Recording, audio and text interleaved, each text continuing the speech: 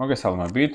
გავაგრძელოთ ჩვენი ვიდეო კურსი შეშენებული სისტემების პროგრამირების მიმართულებით, რომლისთვისაც ვიყენებთ STM32F4 Cortex M4 პროცესორს.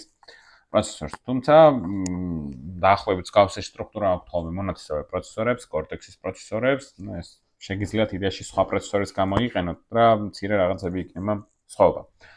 ამ ვიდეოში ვისაუბრებთ წყვეტაზე, თეორიული ნაწილი გვექნება და რისთვის გვჭირდება, რა არის, რა პროცესები მიმდინარეობს და ასე შემდეგ. მარტივად ვიტყვი ჯერ რომ წყვეტა არის, ესე იგი, მოვლენა, როდესაც ვეუბნებით პროცესორს დროებით შეწყვიტოს კოდის დამუშავება, შეასრულოს რაღაცა სხვა მოვლენა, რაღაცა სხვა ფუნქცია და შემდეგ, როდესაც შეასრულებს, გააგრძელოს იქიდან საიდანაც გაჩერდა. ეს ყველაფერი გვჭირდება იმისთვის, რომ არ გამოგრჩეს რაღაცა მოვლენები, სენსორიდან მიღებული ინფორმაცია, მაგალითად ღილაკზე დაჭრა, UART კომუნიკაციაზე შემოსული რაღაცა ტექსტი, იქნება თუ რაღაცა სხვა მოდულიდან მიღებული ინფორმაცია. როგორც ვიცით, სხვადასხვა ამოცანებისთვის, სხვადასხვა მოწყობილობები შეიძლება იყენებდნენ ღილაკებს, touchscreen მონიტორებს, ძრავებს და ასე შემდეგ. ყველა ის ინფორმაცია, რომელსაც იღებს პროცესორი, არის ხოლმე ისეთი მომენტი, რომ შეიძლება პროცესორი ერთ საქმეს აკეთებდეს და მეორე საქმე, როდესაც მიიღო ან ღილაკს დააჭირა ვიღაცამ და რეგისტრზე high signal-ი მოვიდა, პროცესორი შეიძლება ამ დროს სხვა საქმით იყოს დაკავებული და ვერ დააფიქსიროს ეს მომენტი, რადგანაც კოდის სხვა ნაწილში იყოს. აი, ჩვენი კოდიც რო გავხსნათ აქეთ, ხო? ჩვენ გვაქვს რაღაცა delay ფუნქციები, ხო? აი, delay კი კარგი არის რაღაც ამოცანებში, მაგრამ რაღაც კომპლექსური ამოცანებისთვის უფრო არ არის ხოლმე გამოყენებაში. აი, გეტყვით ახლა ესეთ რაღაცას, ხო? თუ კი ველოდები მაგალითად რომ ჩაიწეროს რაღაცა ინფორმაცია ან მაგალითად ღილაკს თუ ვიღაცა დააწვება, გაიღოს კარები, რაღაცა ძრავი ჩაირთოს. ჩვენ რო აქეთ დავბრუნდეთ, თუ კი მექნება სადღაც delay ან გარდა delay-ის სხვა ფუნქციების თუ მექნება კოდში, ხო? ჩვენ ვიცით რომ აი ნაბიჯ-ნაბიჯ სრულდება ყველა კოდი, იწყება main კოდიდან, შესრულდება სათითაოდ, რომელიმე სხვა ადგილზე თუ დავწერე, შეიძლება აირიოს, ხო? აი ეს თუ აქ გამოვაცხადე, აქ არ ეცოდინება და ასე შემდეგ. ყველაფერი ჯერ შესრულდება, ეს არის კონფიგურაციის ნაწილი, რომელიც ერთხელ სრულდება, ხოლო მთავარი ნაწილი არის while-ი და როდესაც აქ შემოვა კოდი, მაგალითად აქ შეიძლება გვიწერია თუ ღილაკზე მოხდა დაჭრა, მაშინ ჩაირთოს ძრავი და ასე შემდეგ. მაგრამ რა ხდება ისეთ მომენტში, თუ კი ჩვენი პროცესორი სხვა საქმით არის დაკავებული, თუნდაც delay-შია გადასული, delay ფუნქციაში. delay ფუნქციაში ვიცით რომ ციკლი გვაქვს, რომელშიც გვიწერია 2 მილიონი, ხო? 2 მილიონჯერ ციკლება ეს ჩვენი ფუნქცია. შესაბამისად, თუ კი ამ მომენტში დააწვება ვიღაცა დაუშვებს, უცებ ხო, წამიერად ხდება ეს ყველაფერი, შეიძლება პროცესორი აქ იყოს, კოდის დამუშავების ამ ნაწილში, უცებ მოვიდეს რეგისტრზე, აი, მოდი ეს ფუნქციაც ვნახოთ, ეს არის ხო? აი, აქ უცებ მოვიდეს high signal-ი, მაგრამ მე სანამ ამ ფუნქციას არ გამოვიძახებ, აი, სულ აქ გამოვიძახო. რაღაც აქეთ რო გამოვიძახო, თუ რაღაცა ეს, ანუ high მოვიდა, მაგალითად pin 10-ზე GPIO B-ზე თუნდაც. თუ რაღაცა მოხდა, მაგალითად ფუნქცია მაქვს turn on mode. სიტყვაზე ვთქვათ რაღაცა, ამას გააქტიურებს, ხო? თუ კი ჩემი ფუნქცია აქ იქნება, ანუ ჩემი კოდი აქ იქნება, იმ მომენტში თუ მოხდა დაწორა, ხო?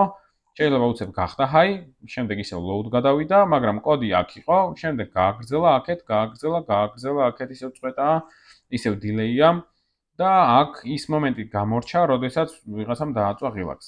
წყვეტა ზუსტად ესეთი მოვლენაა, რომ შეგვიძლია წყვეტაზე მივაბად სხვადასხვა ამოცანები, მოვლენები და პროცესორს უთხრათ რომ გაჩერდი, ეს შეასრულე და შემდეგ გააგრძელა შენი საქმე. მოდი, ეხლა კიდევ რო არ გავართულოთ, გავიხედოთ მენუალში, აქ მოვძებნოთ interrupt and events და მოდი თან ესეთ ფოტოსაც გავხსნით. ეს არის NVIC რეგისტრი, რომელიც უშუალოდ ეუბნება პროცესორს, რომ მოახდინოს წყვეტა, ანუ შეაჩეროს რაღაცა კოდის ნაწილის მუშაობა, გააკეთოს სხვა ნაწილი კოდის და შემდეგ გააგრძელოს. ოღონდ როდის მოხდეს ეს, როდის შეიძლება დაგჭირდეს, ხო? როდესაც ღილაკი გვაქვს და არ გვინდა გამოგრჩეს ეს ღილაკზე დაჭერა, სენსორი გვაქვს და თუ კი უცებ რაღაცა მონაცემი ისეთი შემოვიდა, დაუყოვნებლივ გადმოგვიგზავნოს ბოდიშით. და ასევე რაღაცა ტექსტი შემოგვივიდა რაღაც კომუნიკაციის პროტოკოლზე და ასე შემდეგ. აი, აქ რომ ნახოთ ესეთი ცოტა განსხვავებული ფოტო, პროცესორთან რაღაცა ბაზით არის, რა თქმა უნდა, Inwiki დაკავშირებული. მასზე დაკავშირებულები არიან სხვადასხვა პერიფერიალები და თუ ჩვენ კონფიგურაციით გავააქტიურებთ ამა თუ იმ ხაზს, აი აქ, მაგალითად i2-ის ხაზს, ხო? Enwiki-ც უნდა დავარეგისტრიროთ, რომ შემდეგ თუ კი აქ მოხდება წვეტა, Enwiki-მა უთხრას პროცესორს შეწყვიტე, გააკეთე სხვა რაღაცა და შემდეგ გააგრძელ ის, რასაც აკეთებდი. გარდა ამისა, დამატებით გვაქვს EXTI კონტროლერი, რომელზეც დაკავშირებულები არიან კიდევ ძირითადად GPIO პერიფერიალები და ასევე რაღაცა 1-2 სხვა პერიფერიალიც. აქეთ მოდი ვნახოთ ეს ჩვენი ცხრილი. ეს არის უბრალოდ გადანომრილი. აი, ჯერჯერობით შეიძლება მნიშვნელობა არ ქონდეს, მაგრამ მე გავიგოთ ეს ყველაფერი. აი, პოზიცია თუ რომელ ხაზზე შემოდის რომელი პერიფერიალის წვეტა. აი, მაგალითად აქ რომ ნახოთ ისევ ამ ფოტოზე რომ დავბრუნდეთ, GPIO ნებისმიერი პორტის pin 0 აუცილებლად ჯერ დაკავშირებული არის EXTI-ზე, რადგანაც ანუ ყველა პინი სათითაოდ ვერ იქნება დაკავშირებული Enwiki-ზე. ნუ არქიტექტურულად ესე არის გაკეთებული. ნუ თუ არქიტექტურას რაღაცა ჩაეძიებით, მიხვდებით, რომ ეს ბევრად უკეთესია, ვიდრე ყველა პინი რომ ამაზე დავაკავშიროთ. pin 0-ზე თუ კი მინდა რომ წვეტა მოხდეს, ანუ მაგალითად იმისთვის გვჭირდება წვეტა, რომ ინფორმაცია შემოგვდის რაღაცა, ხო? თუ high შემოვიდა, ან თუ low შემოვიდა, ასეთ შემთხვევაში მაგალითად pin 0-ზე, ხო? უნდა გავააქტიუროთ EXTI 0 ხაზზე, ნახეთ რაღაცა 6-იანი წერია. ეს ყველაფერი აი აქ არის პოზიციებზე. აი აქ წერია 6-იანი. EXTI 0, EXTI line 0-ის წვეტა. EXTI 1-ია მე-7 პოზიციაზე. აი აქეთაც რომ ნახოთ ეს ყველაფერს აქვს თავისი პოზიცია. პინები 0, 1, 2, 3, 4 დაკავშირებულები არიან სათითაო ხაზებით EXTI-ზე და EXTI თავისთავად დაკავშირებულია Enwiki-ზე. შემდეგი გვაქვს 5-დან 9-მდე პინებიც ერთ პინზე არიან დაკავშირებულები ყველანი EXTI-ზე და ასევე EXTI-ც 5-დან 9 პინებს უშვებს ცალკეულ ხაზზე. ასევე გვაქვს შემდეგი pin 10 და pin 15-მდე დიაპაზონი და ესეც ცალკეულ ხაზზე არის. ნუ ასევე გვაქვს სხვადასხვა რაღაც პერიფერიალები, რომლებიც შეგვიძლია ვნახოთ თუ რომლები არიან დაკავშირებულები. აი აქ ამ ფოტოზე თუ დავაკვირდებით, არიან რაღაცა ისეთი წვეტის ხაზები, რომლებიც EXTI-ის გავლით ხდებიან, მაგრამ არის შემთხვევები, როდესაც თუ კი i2-ის ვიყენებთ, DMA-ის ვიყენებთ, UART-ს ვიყენებთ, პირდაპირ Enwiki-ში ხდება მათი კონფიგურაცია და გამართვა. ხო? კაი, ისევე აქეთ რომ დავბრუნდეთ და ახლა გავხსნათ მენუალი, აი აქ გვაქვს ეს ჩამონათვალი, რომელი ხაზებია იდეაში, რომელი პოზიციები არის Enwiki vector table-ში ეს გამოყოფილი და განკუთვნილი. ხო, აი EXTI 9 და 5 EXTI აი SPI-ზე პირდაპირ არის დაკავშირებული, ხო? ხოლო ეს EXTI-ის გავლით ხდება. აი EXTI-ზე ასევე RTC არის დაკავშირებული, EXTI-ზე ასევე OTGFS WCAP-ია დაკავშირებული და ასე შემდეგ, ხო? აი აქეთ კიდევ რომ მოვძებნოთ სხვადასხვა პერიფერიალები, რომლებიც EXTI-ის ხაზს იყენებენ, აუცილებლად აქ ეწერება ყველაფერი ეს ინფორმაცია. რომელი მოწყობილობები უკავშირდებიან აი ესენი, ხო? EXTI ხაზით, ხო? აი 1, 2, 3 დანარჩენი EXTI-ის GPIO ხაზებისთვის არის აქეთაც 9-დან 5 ხაზები და ასე შემდეგ. მოკლედ EXTI-ზე უნდა ვუთხრათ ეს ყველაფერი, რომ ამ EXTI ხაზ 1-ზე, ესე იგი, ხო? დაკავშირებული არის, ესე იგი, უნდა ვუთხრათ, რომ GPIO A-ის 0 პინის შემთხვევა გამიაქტიურა, თუ GPIO A 0-დან მოვიდა ამ ხაზზე, გაუშვი ამ ხაზზე ეს სიგნალი, მიიღებს Enwiki აქ და პროცესორს ეთქვის, რომ აი ამ ხაზზე თუ ამ პოზიციის რაღაც ბიტზე თუ რაღაც ინფორმაცია გვაქვს, აი სიგნალი ჩაწერილი, მაშინ მოახდინოთ წვეტა. ახლა თეორიულად შეიძლება ცოტა ქაოსური იყოს ეს ყველაფერი, მაგრამ ძალიან მარტივი გახდება, ამაზე არ იდარდოთ, როდესაც კოდის ნაწილზე გადავალთ, შემდეგი ვიდეოებიდან კიდევ ზუსტად გეტყვით, აი აქ რა მოხდება, აქ რა მოხდა, როდესაც იქ რეგისტრში რაღაცა ჩავწერეთ, ასე შემდეგ, ასე რომ ყველაფერი გამარტივდება, ახლა თუ რაღაცები გაურკვეველი არის კიდევ. გადმოვიდეთ ახლა იმ წვეტის რეგისტრებზე. გვაქვს ბევრი რეგისტრი არ გვაქვს. 1, 2, 3, 4, 5, 6 რეგისტრი გვაქვს. პირველი წვეტა არის interrupt mask რეგისტრი, ეს არის როდესაც რაღაცა მოწყობილობა ჩვენ როდესაც გვინდა რომ გავააქტიუროთ რომელიმე ხაზზე წვეტა. აი ნახეთ ეს ხაზები არის ზუსტად 0-დან 15-მდე. აი აქეთ რო დავბრუნდეთ 0 1 2 3 4 5-დან 9-მდე 10-დან 15-მდე ხო რომელზეც გვინდა დავწეროთ ის ხაზი გააქტიურდება რომელი ხაზისთვისაც გვინდა ასევე გვაქვს event master register ეს დროებით შეგვიძლია დავივიწყოთ მაგრამ თუ მაინც გვინდა რომ ვიცოდეთ აი აქ კიდევ იყო ესეთი ერთი ფოტო გარდა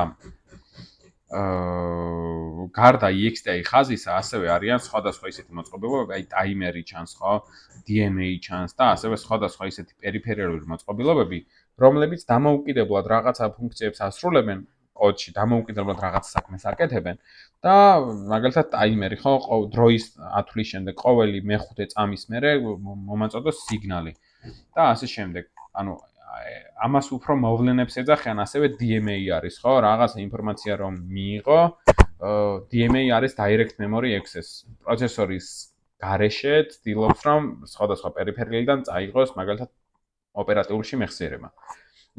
ოპერატიულში ინფორმაცია. შესაბამისად, რაღაც პროცესორის როლსაც ასრულებს, მაგრამ თლად ესეც არ არის, უფრო გამოიყენება პროცესორის რესურსის დაზოგვისთვის.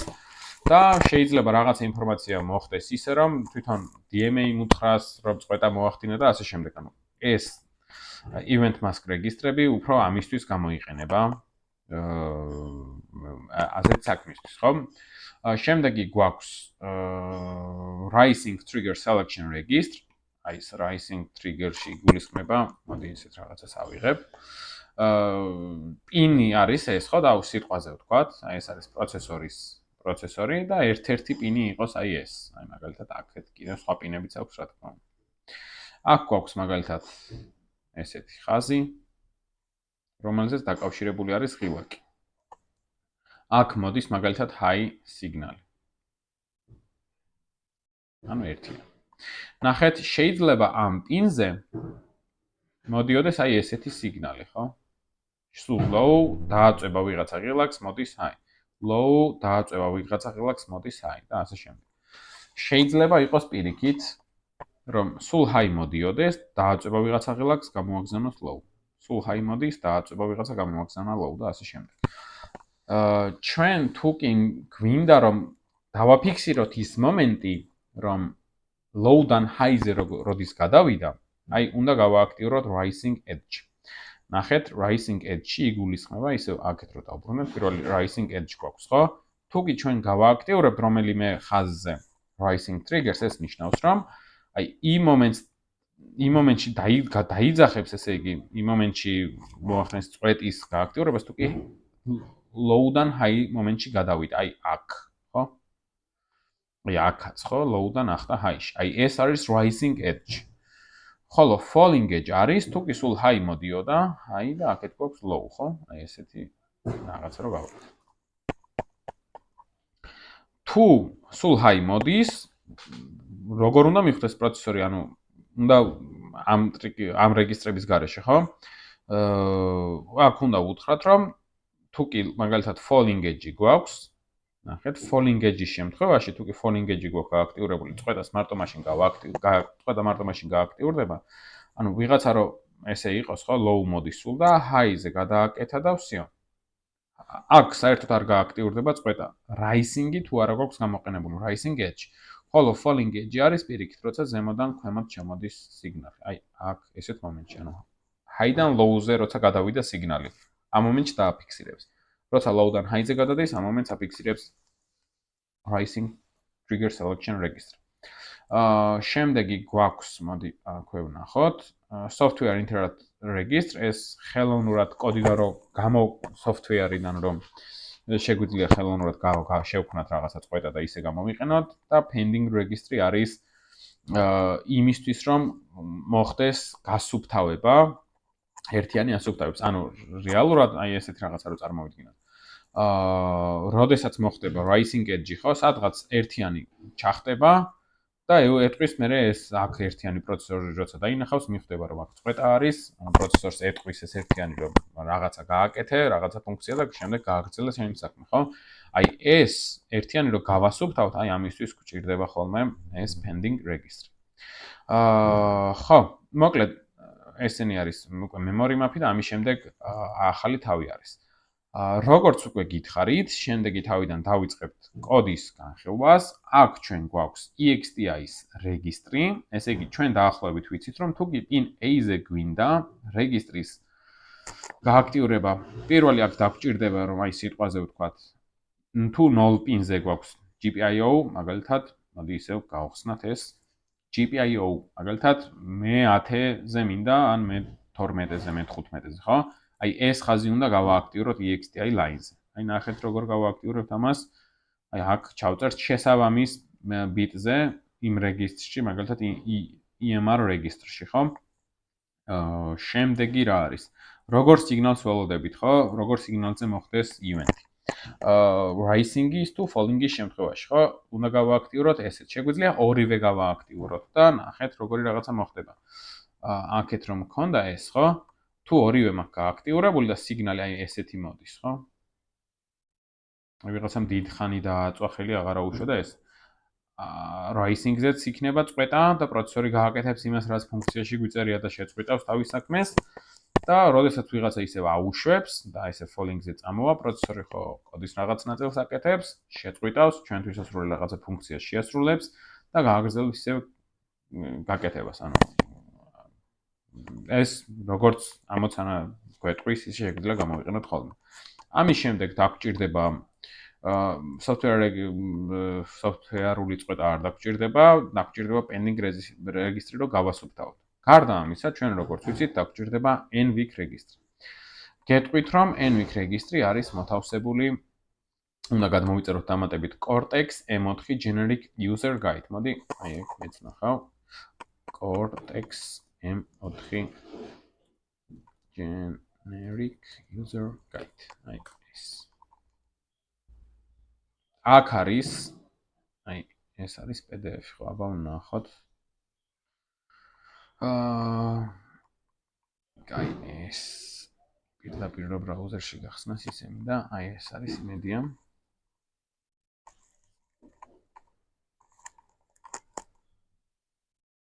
პეიჯების რაოდენობაც გვაქვს. ხო, 262. კი ბატონო, manual reference არის ხოლმე ხანდახან. აი, ეს არის ახალი PDF-ი, რომელშიც არის წყვეტის რეგისტრები უფრო შემოტანილი. ამ ყველაფერს ახლა აი გავხსნი, generic user guide-საც ახლავე გაჩვენებთ. თუ აქ რა ხდება, პერიფერიალებზე რო გადავიდეთ, nested vector interrupt NVIC კონტროლერის შესახებ არის ინფორმაცია. აი ნახეთ, აქაც არის ესეთი რეგისტრები. interrupt set enable register, clear enable register, ანუ რო გააქტიურდეს, ნახეთ, აქ როგორი რაღაცა არის. სულ არის NVIC interrupt service enable register 0 1 2 3 4 5 6 7, მაგრამ როგორც მენუალში არის ხოლმე ისე არ წერიან. წარმოიდგინოთ, რომ 7 32 ბიტიანი რეგისტრი გვაქვს. ISR 0, ISR 1, ISR 2, ISR 3, 4 5 6 7 და ასე შემდეგ. 7-მდე. ნახეთ, აქ როგორი რაღაცა იყო. ჩვენ რომ აქეთ გქონდა გახსნილი ეს vector table, ვექტორების ცხრილი. აი აქ ამ ნომერზე უნდა მოხდეს გააქტიურება, აი თუ კი A იქნება თუ B თუ C პორტი, GPIO-ს. თუ 0 პინზე მინდა ინფორმაცია, მე-6-ზე უნდა გააქტიურდეს და აი აქ სად არის? აქ მე-6 ბიტზე უნდა ჩავწეროთ ერთიანი და გააქტიურდება. ხოლო თუ კი მინდა რომ გაუქმდეს ამის შემდეგ ისე აქეთ რო გადმოვიდეთ, მაშინ clear-ი უნდა გავაკეთო. აი ასევე გვაქვს pending registry. ცოტა რემონტიც არის. იმედია ნაკლებად გვიშლის ეს ხელს, თან ვიდეოსაც მალე დავასრულებ. clear pending registry, ანუ pending registry-ში რო ჩავწეროთ ერთიანი, შემდეგ გავასუფთავოთ ეს. activate bit registers, ბიტის გააქტიურება, პრიორიტეტები, ამაზეც დამატებით ვისაუბრებ შემდეგ. პრიორიტეტი მაგალითად ერთდროულად თუ რაღაცა ხდება, რომელიც უფრო მიანიჭოს მნიშვნელობა და შემდეგ. ნახეთ, ერთ-ერთი ესეთი მნიშვნელოვანი რაღაცა. 0-იანის ჩაწერას არ აქვს ეფექტი, ანუ აქ რო გავააქტიუროთ რომელიღაცა ხაზის წყვეტა NVIC-ზე. ასეთ შემთხვევაში ნახეთ, NVIC-ზე წყვეტის გააქტიურება დამატებით ამასაც ვიტყვი და დავამთავრებ, როგორ ხდება, ხო? NVIC-ზე, ესე იგი მე-6-ზე თუ მე-6-ზე თუ ვუსმენ, ხო? აი მე-6 ხაზი უნდა გავააქტიურო, აი ამ set ეს რომელი რეგისტრია, ხო? set enable registry-დან, ხო? აქ მე-6 ბიტზე უნდა ჩავწერო ერთიანი და გააქტიურდება. სულ რომ ამ პინიდან მოვიდეს, ამ პინიდან ეს ინფორმაცია NVK რეაქტირებას არ მოახდენს, მხოლოდ იმ შემთხვევაში მოახდენს, თუ კი მე-6 ხაზზე მოვიდა წვეტის სიგნალი, ასეთ შემთხვევაში განახორციელებს გააქტიურებს წვეტას.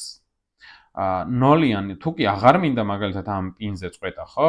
No effect-ი აქვს ნოლიანის ჩაწერას, ამისთვის მაქვს აი ზემოთ ნახოთ clear enable registry. ანუ enable registers გაასუფთავებს იმ შემთხვევაში, თუ კი ერთიანს ჩავწერთ შესაბამის, მაგალითად ისევე მე-6 ბიტის პოზიციაში.